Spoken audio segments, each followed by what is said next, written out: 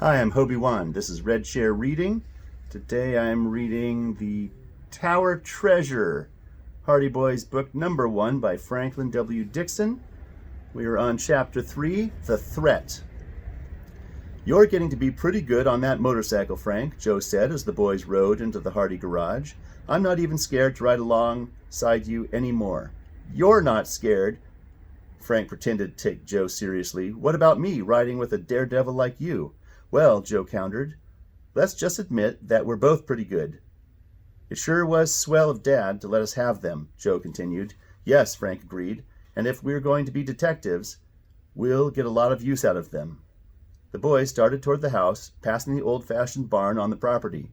Its first floor had been converted into a gymnasium, which was used after school and on weekends by Frank and Joe and their friends.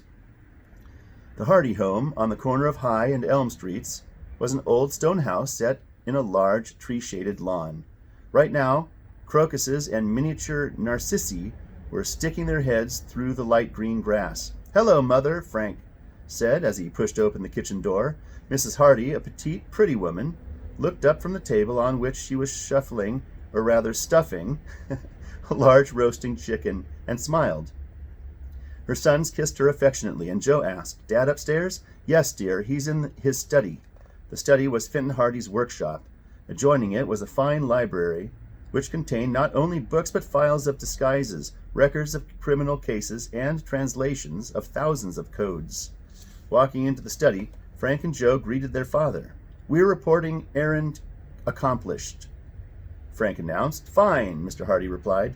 Then he gave his sons a searching glance. I'd say your trip netted you more than just my errand. Frank and Joe had learned early in their boyhood that it was impossible to keep any secrets from their astute father. They assumed that his ability was one reason they had been such a successful detective, or rather, his ability was one reason why he had been such a successful detective on the New York City police force before setting up a private practice in Bayport. We ran into some real excitement, Frank said, and told his father the whole story of Chet's missing jalopy, the wrecked car, which they suspected had been stolen, and also about Chet's. I completely bungled those couple of sentences. Let me try again here. Eyes. Okay. We ran into some real excitement, Frank said, and told his father the whole story of Chet's missing jalopy and the wrecked car, which they suspected had been a stolen one also, and the attempted holdup at the ferryboat office. Chet's counting on us to find his car, Joe added. Frank grinned. That is, unless the police find it first. Mr. Hardy was silent for several seconds. Then he said, Do you want a little advice? You know, I never give it unless I'm asked for it, he chuckled. We'll need a lot of help, Joe answered. Mr. Hardy said that to him the most interesting angle to the case was the fact that the suspect apparently used one or more wigs as a disguise. He may have bought at least one of them in Bayport. I suggest that you boys make the rounds of all shops selling wigs and see what you can find out. The boys glanced at the clock on their father's large desk. Then Frank said, We'll have time to do a little sleuthing before closing time. Let's go. The two boys made a dash for the door. Then both stopped short. They did not have the slightest idea where they were going. Sheepishly, Joe asked, Dad, do you know which stores sell wigs? With a twinkle in his eyes, Mr. Hardy arose from his desk, walked into the library, and opened a file drawer labeled W through Z. A moment later, he pulled out a thick folder marked Wigs. Manufacturers, distributors, and retail shops of the world. Why, Dad, I didn't know you had all this information, Joe began. His father merely smiled. He thumbed through the heavy sheaf of papers and pulled one out. Bayport, he read. Well, 3 of these places can be eliminated at once. They sell only women's hairpieces. Now let's see. Frank, get a paper and pencil. First, there's Schwartz's Masquerade and Costume Shop. It's at 79 Renshaw Avenue. Then there's Flint's at Market and Pine, and one more, Reuben Brothers. That's on Main Street, just this side of the railroad. Schwartz's is closest, Frank spoke up. Let's try him first, Joe. Hopefully. The boys dashed out to their motorcycles and hurried downtown. As they entered Schwartz's shop, a short, plump, smiling man came toward them. Well, you just got under the wire, fellows, he said, looking up at a large old-fashioned clock on the wall. I was going to close up promptly tonight because a big shipment came in today, and I never have time except after business hours to unpack and list my merchandise. Our errand won't take long, said Frank. We're sons of Fenton Hardy, the detective. We'd like to know whether or not you recently sold a red wig to a man.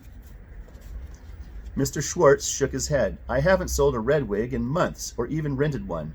Everybody seems to want blonde or brown or black lately, but you understand, I don't usually sell wigs at all. I rent 'em. I understand, said Frank. We're just trying to find out about a man who uses a red wig as a disguise.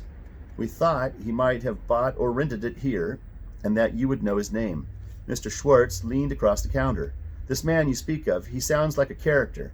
It's just possible he may come in to get a wig from me. If he does, I'll be glad to let you know.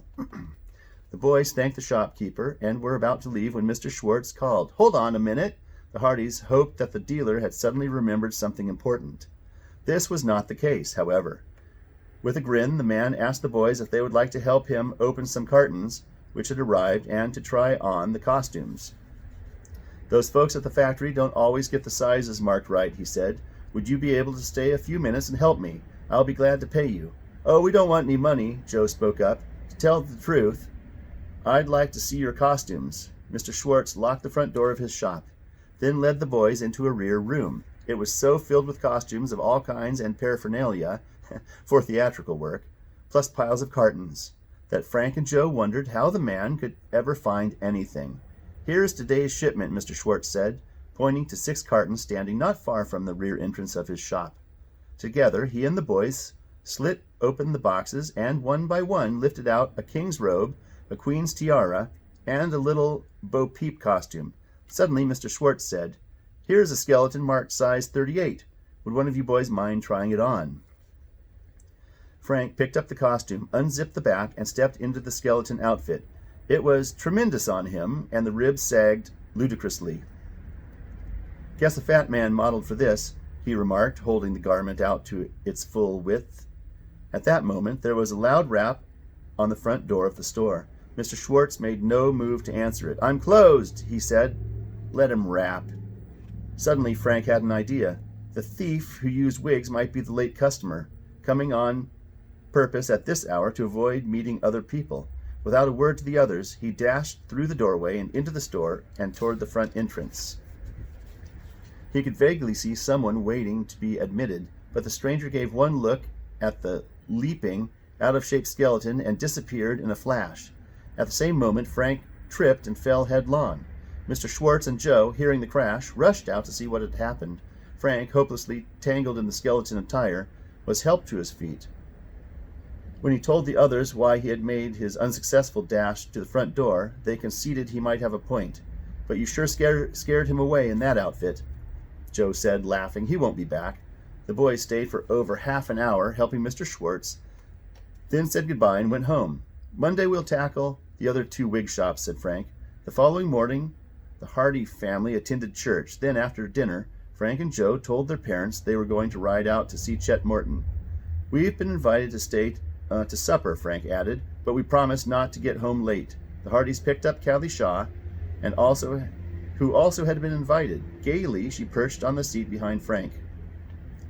Hold on, Callie, Joe teased. Frank's a wild cyclist. The young people were greeted at the door of the Morton farmhouse by Chet's younger sister, Iola, dark-haired and pretty.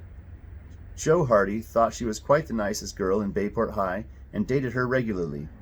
As dusk came on, the 5 young people gathered in the Morton's kitchen to prepare supper. Chet, who loved to eat, was in charge and doled out various jobs to the others. When he finished, Joe remarked, And what are you going to do, big boy? The stout youth grinned. I'm the official taster.